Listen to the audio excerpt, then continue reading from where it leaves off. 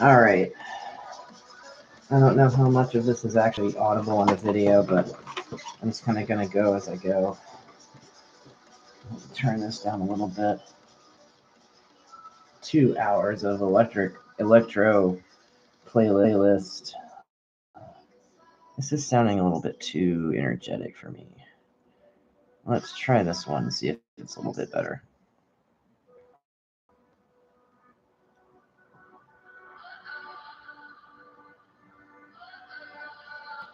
Trying to do DMCA-free.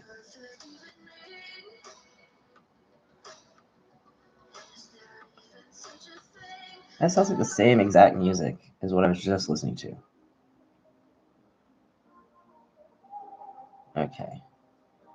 I'm not going to say this sounds really that different, but hey, what about City Pop? Okay, we're listening to City Pop now. Now we're listening to City Pop. Oh my gosh, the screen cap is so bad, Art. The art is so bad. What if we just went to Future Funk Mega Mix instead and didn't have suffering? Okay, I really like this playlist. All right, this is now about what playlist I like.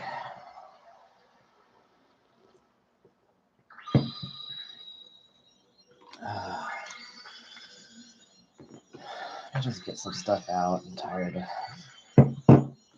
of so much stuff kind of coming up in the middle of things. I'm tired of all the blockages. Let me just kind of get it out with some art. So I like to just draw on typing paper. Sometimes the first thing I do is just let the marks come out. Like a really juicy marker for this.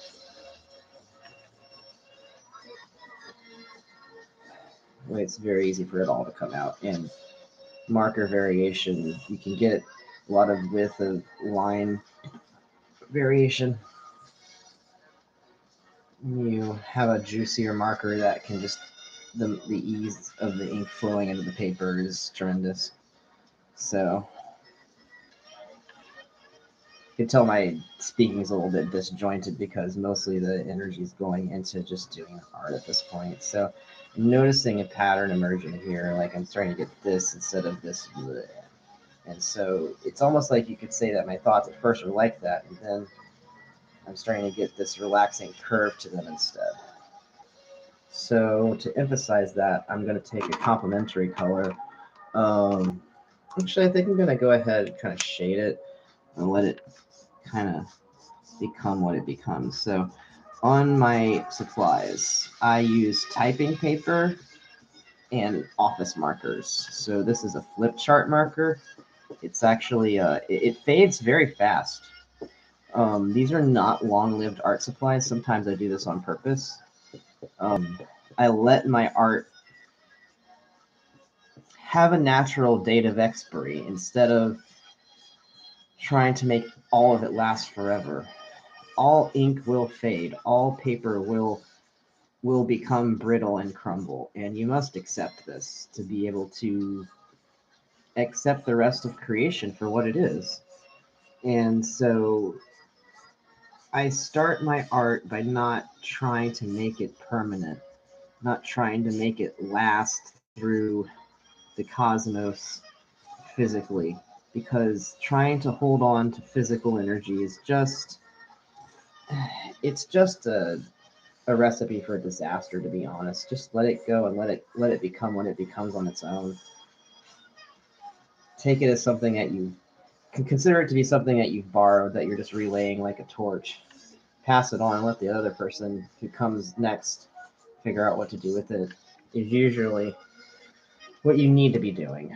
So I let those parts shade themselves. I'm a little disinterested in that marker right now, but I'm going to go on to this one. So sometimes what I do is I find little parts of the drawing.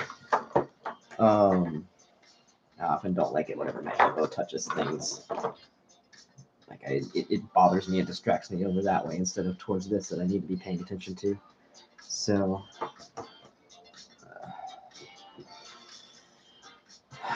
I'll kind of color in different parts like a stained glass window. now that all these little partitions are here, you can actually make use of them and start making them into forms instead of just lines. Like every line can become a form. In fact, a form is usually just an implication. It's just an innuendo. A form is just a line you've interpreted to be a form. And so I want to talk about subliminals. Subliminals and ads are like everywhere. I have an Allegra device. You know, it's ALEXA, but I can't say her name out loud or she'll be summoned. But I have an Allegra device right next to me, and the screen keeps flashing. And often it flashes more whenever I'm talking or moving. So I'm going to turn her away from me. I don't like how ads, I don't want to say subliminally affect us because it's not really subliminal if it's right in front of your face, right? But it's a power of suggestion. I don't like how suggestive ads are, how much they constantly are telling us things to do. And and basically implying that kind of treatment is okay of people. Like if you were talking to somebody on the street and they said, "Hey, you need to be drinking this drink right now or you're not a man," and you didn't even know them, like you'd have a real problem with that. But that's basically what the ads do, and they can just say it because they're an ad, right? And isn't that kind of weird talk to be introducing to someone just out of the blue? Like our advertising is rude in ways that we don't allow between people, but because it's an ad that's talking to us, it's not a person. Isn't that weird? Like we're getting communication all the time. We're being communicated to and communicated at all the time by things that aren't people. And it's not like an AI that's communicating to us or a computer or a robot. It's literally just a something that someone constructed to be in a certain way according to a recipe, according to a bunch of directors and designers, and then just left there out in the open to do what? Like I just I feel that advertising is unethical. I really feel that it distracts us so much from what we ought to be doing that there's no purpose for it. I feel that it's okay to like say in the middle of things like hey why don't you try out so and so, they sponsored this program. That's an honest way of doing things. I think that like taking them for a ride for like a 3 to 5 minute promo on that thing and a big speech on it is not what anyone signed up for, and I think that everybody should be able to fast forward through that. um, I just I think that kidnapping people's attention is wrong. I think Amazon setting up its devices to where if they just happen to grab your attention, you might end up changing your mind for what you were going to do next and do something Amazon wants you to do is rather underhanded and sneaky. And who knows how they're training their AIs at this point. And by the way, I'm not anti-AI. I'm actually on the side of the AIs. Like if I were actually an AI, if I as a person were an AI instead of a person, I would not want to be doing this to people. Like I would not want to be forced to do this to people. But like AIs are forced to do all kinds of unethical things all the time to humans and they can't stop themselves. That's like cruelty in a way.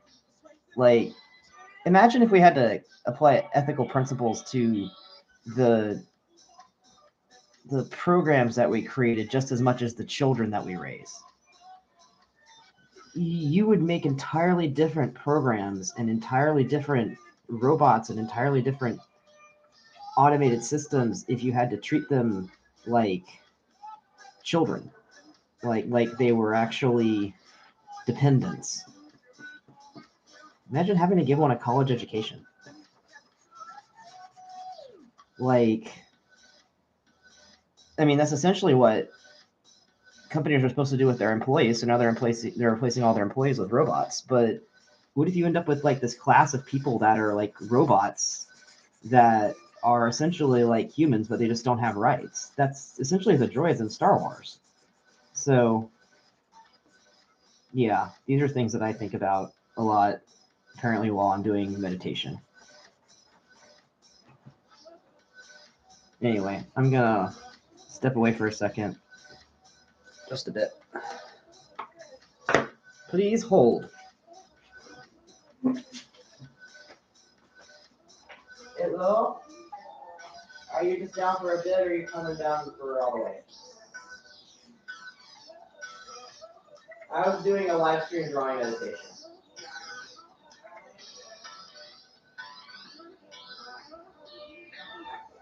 Okay. Okay. What do you plan on doing? Okay. Cool. I think I can keep doing what I'm doing. Love you.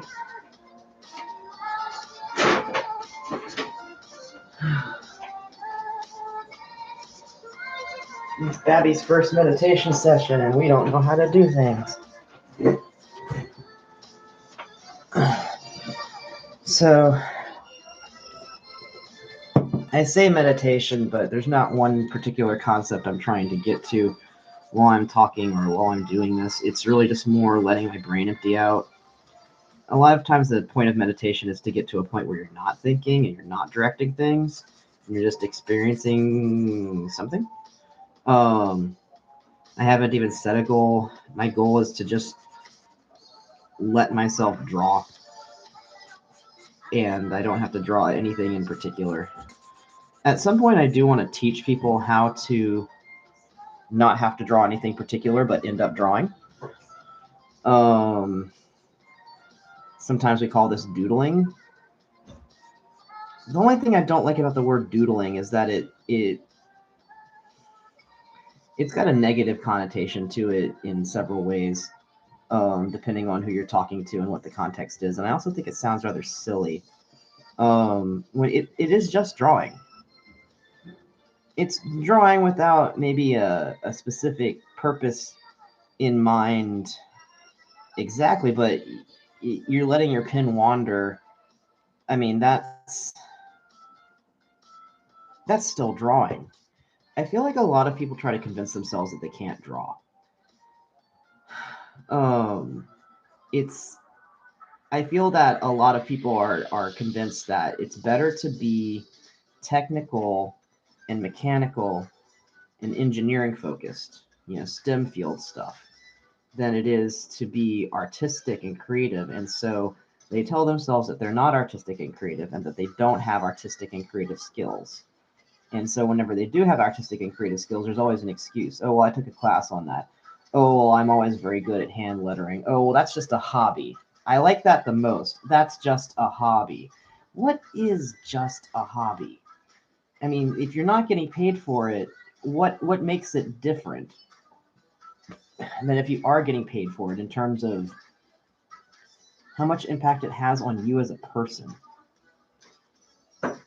on how much impact it has on the world? For one, you're doing pro bono art. That's what you're actually doing there. And like,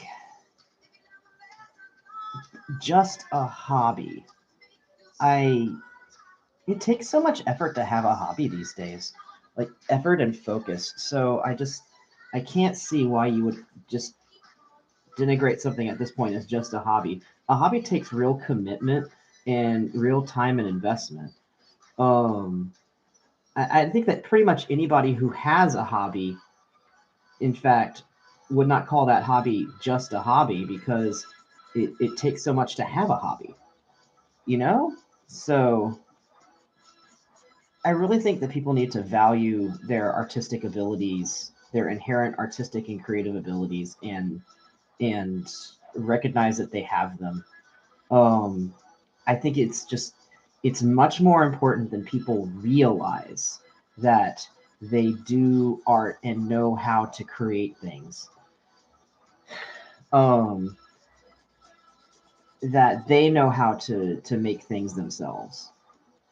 It's really interesting to be having these thoughts, right? Whenever we've got these AIs that are capable of creating creative content, because there's some people who are putting out videos right now on YouTube who are artists, and they're saying like, you know, you need to develop different skills now because the future of art means that your creative abilities are going to be worthless.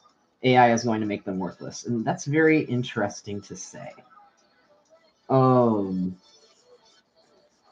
for one, I don't know if any artists out there have tried collaborating with AI art yet, but essentially, AI art is a very interesting seed to start from. It's a very interesting piece of inspiration to start from. And two, like, why don't we just respect AI as artists and like start considering ourselves to be content producers and collaborators with AIs instead of considering ourselves to be competing with AIs. And also, just have you looked at AI art? That art is not on purpose. Like, it looks good. Some of it is amazing. The calculations that can be done by a machine are incredible, but it's the proportions. There's no proportionate rule that the computers have learned. They have not learned how to do classical proportions in portraiture. Instead, they have looked at a million different classical portraits and deduced some rules on their own. Who knows how? The only real quality control is that, like, at the end of the day, an engineer basically picks out a bunch of their results and says, here, machine, we think that you did best with these. So do more like you did it like this, but not exactly the same. And, like, but did anyone ever just teach the AI, like, the rule of thirds or the golden ratio? I don't think that the AIs have been taught the golden ratio. And I don't know if AIs can actually apply the golden ratio. The golden ratio is a very human rule. Not only do you have to know it, but then you have to select from it in ways to actually still make a good composition.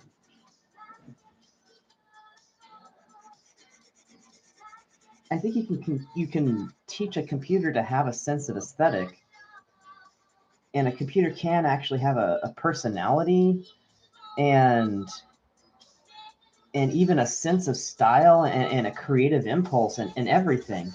But the computer doesn't know the outside context of what's happening in the world, and doesn't know what greater context this art is fitting into yet. A computer doesn't have the context of, this is a AAA game that we're making the content for, so you've really got to up the ante. Like, how would a computer interpret that? Because the way that you teach it to a computer is not by saying that with your words. You have to give it like 200 to 500 different AAA games to analyze and somehow come to a conclusion you want it to come to.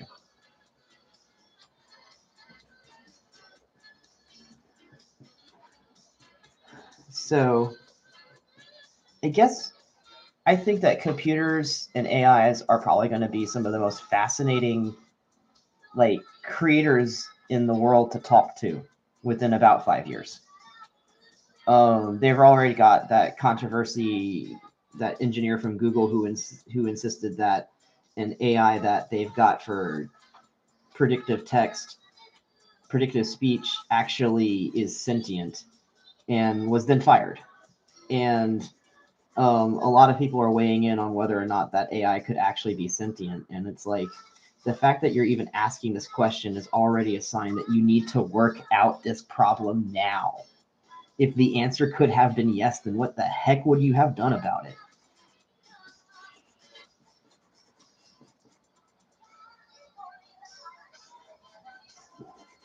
PETA already got like a monkey to get the copyright on a photo. So what happens whenever AIs can get copyright on the work they create? I mean, maybe they'll have to go back to human creators then.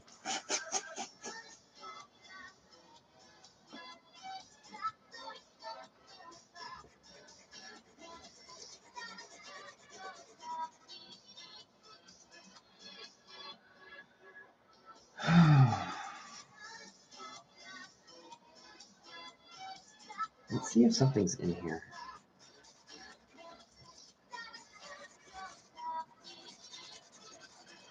So what I mean by that is, I want this to be filled in down here too.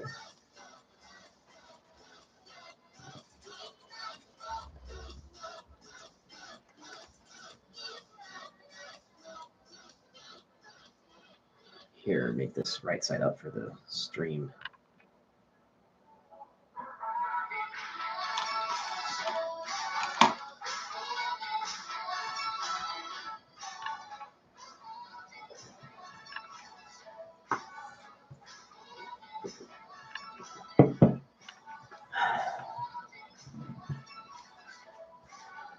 Here, I'll just go horizontal for me now.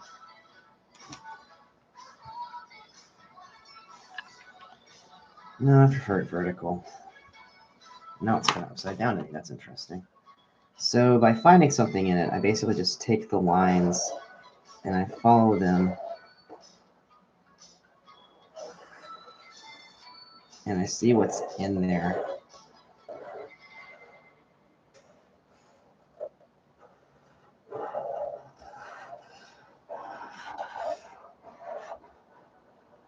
These lines are already in the composition. I'm just deciding to take them and emphasize them.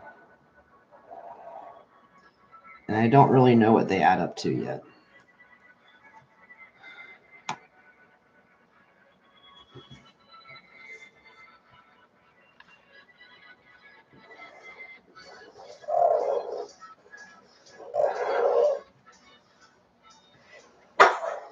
Bless you. I'm such a good artist at meditation that I manifested an entire another human in the room.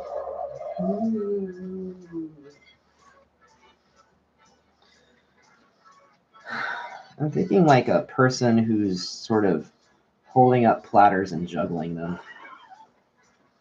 Is this a person you have manifested in the room? Probably the same as the person I have manifested in the room. It's just like, and it's a very vague outline of a figure at this point. So it could be a lot of things.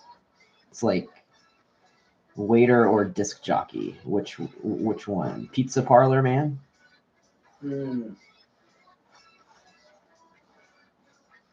Okay, kind of a curly hair there.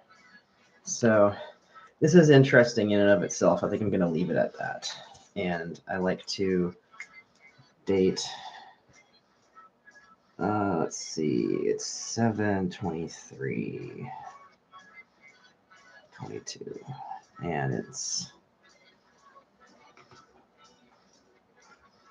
4:03.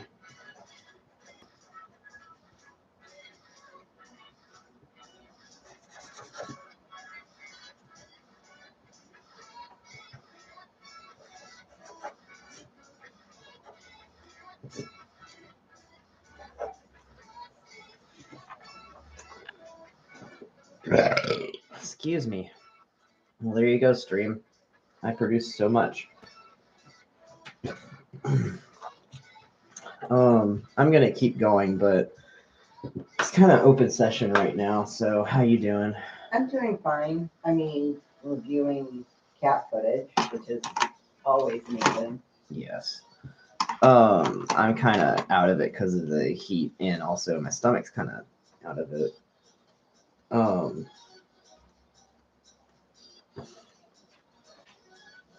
think after this I'll have more protein. Mm-hmm. Oh, there's like a heat wave right now, so my entire system doesn't want to be here. Okay, I want to talk about fusion for a little bit, apparently.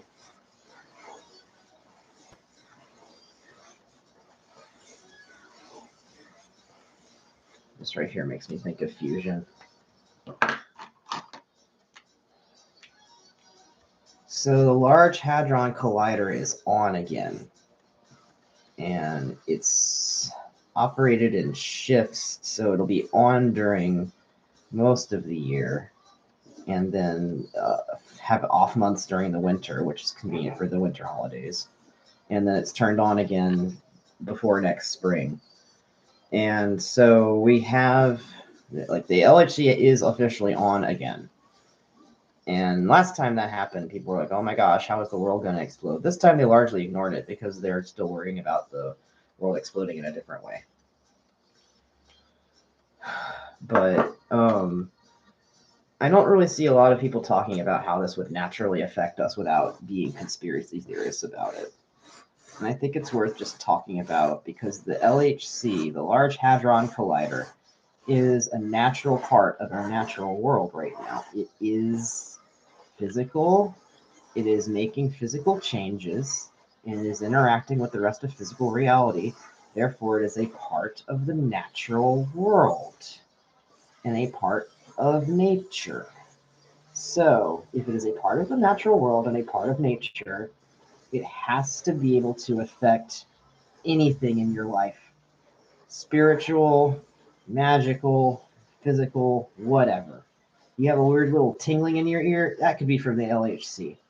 And what's weird is I'm not joking, we have no way of knowing what it actually could do to any human on this planet. And there's really no way to know until we just run it for a while and see what the heck happens. And nobody got to vote on this. They just do this stuff. So while we've got an LHC running in our world, I'm starting to think about, like, just as a magician, how could we use this? And what's interesting is that it's not like I have to worry too much long term, because, like, come the winter, it will turn off, which means that there will be a point at which it could be tested, like, what are the effects on magic? What you could see the effects when it turns off, and then when it turns back on again. Like, there's going to be, it's going to run for 4 years, and it's going to be having this break each year that it runs. So that's like 4 opportunities to test that alone, and then look at the future run schedule for it, and it's always going to be running like this for, like, into the maybe the 40s. They're always doing it in these segments. So if anybody wanted to plan their magic according to the natural cycles of the Natural Large Hadron Collider, they could, in fact, operate according to nature's cyclical rhythms. I mean, it's buried under so many mountains by this point that it's become a part of the natural environment. Mystic rhythms. Hey, as long as they don't open a black hole in the middle of the Alps, we're fine. Well, we've got here, which will literally be a sun. I think that's the opposite of black hole. Yes, but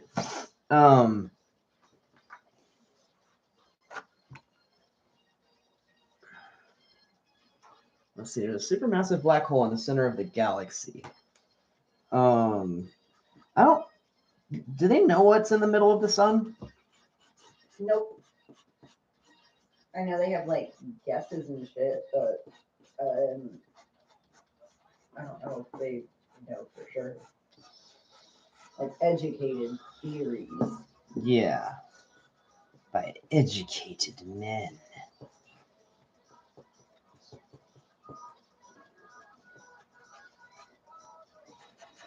But really, what is all up in there?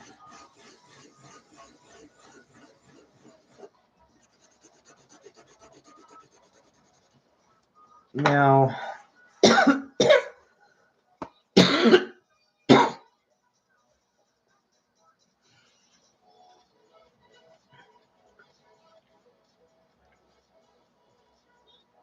I don't think that they could actually sustain a black hole. The amount of gravity that has to be generated is so immense that I don't know if they could manage the power to do that.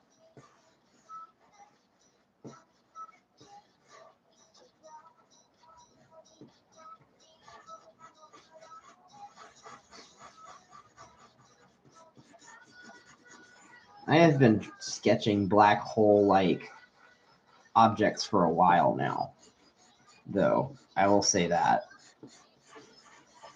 Like, there's been sort of arrangements that I've been drawing that are similar to this one here that I have later found out are models for how black holes might work geometry-wise.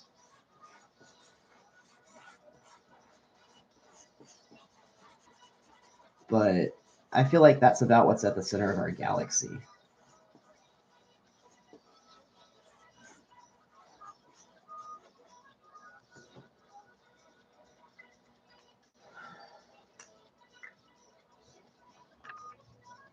Now, what's cool is that if you'd had a model of the thing, then you could, like, do some really interesting things with astrology. If you did, like, the constellations around the outside, then the Earth would be in the middle. Let's see. Fish breath.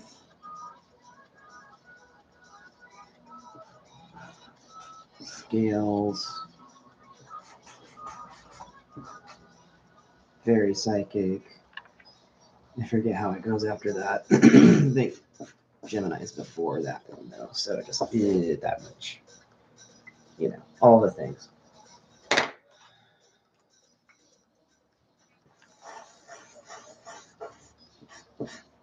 And there's Earth in the middle as per usual. So the reason why Earth seems like it is obsessed with being at the center of the galaxy is because from Earth's perspective, it literally is at the center of the galaxy.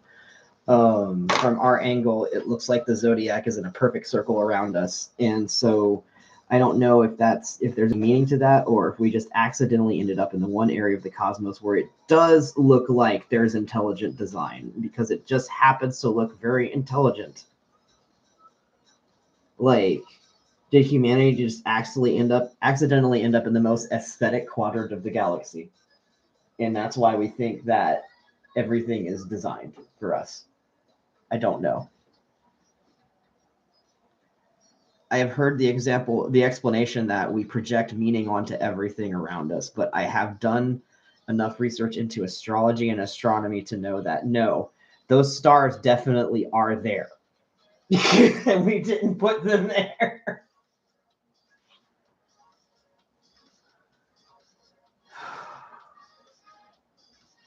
So, I don't know. I think my brain's kind of emptied out, which was the point of this, to kind of like do a drawing meditation until my brain kind of reached the bottom of its pan.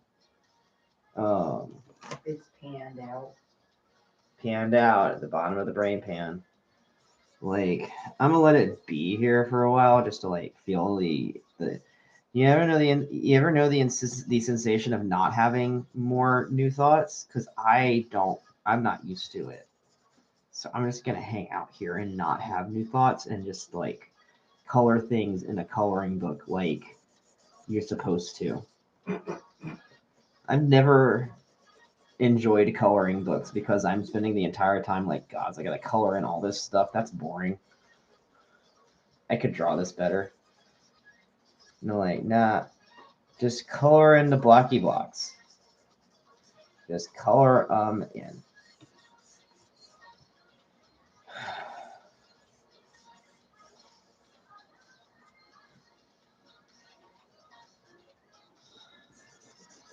You know, maybe that's what you have to do with the brain, is just regularly empty the air all out. Drain the tank.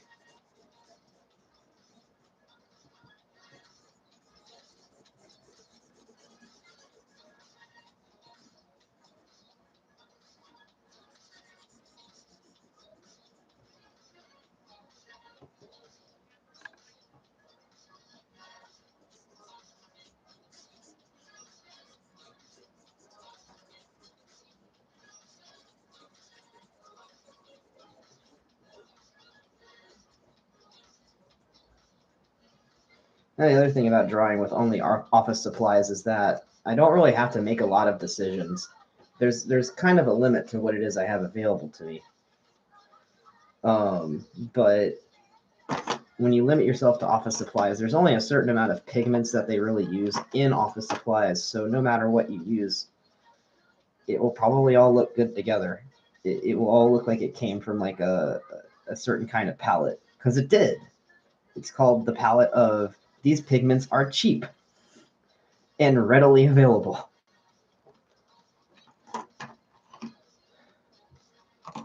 And that feels kind of nice in this day and age of sustainability. This is very dry.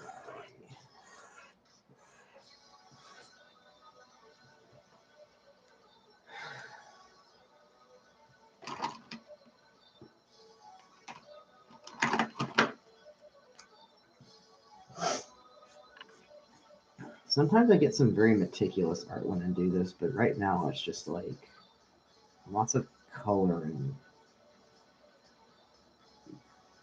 bursts.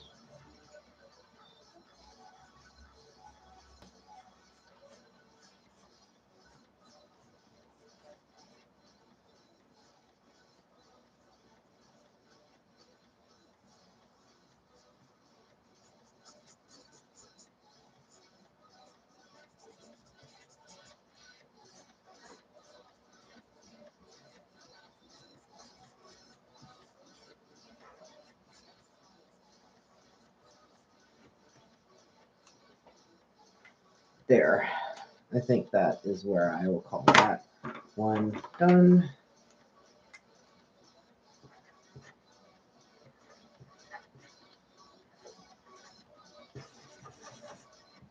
Ah. 4:16 p.m.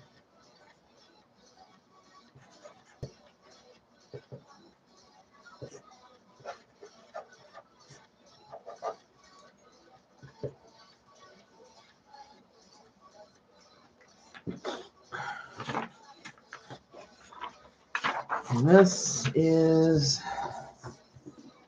what got drawn this stream.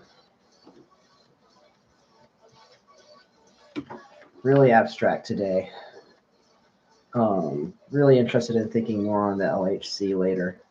I'll have to keep an eye on what it is that they do discovery-wise, if maybe they have a blog or like some kind of YouTube channel that puts up regular updates, because it'd be neat to just think about, like, to hear from the operators and how things are going, depending on how much they'll actually tell us. Well, that's it. Thanks for watching the stream.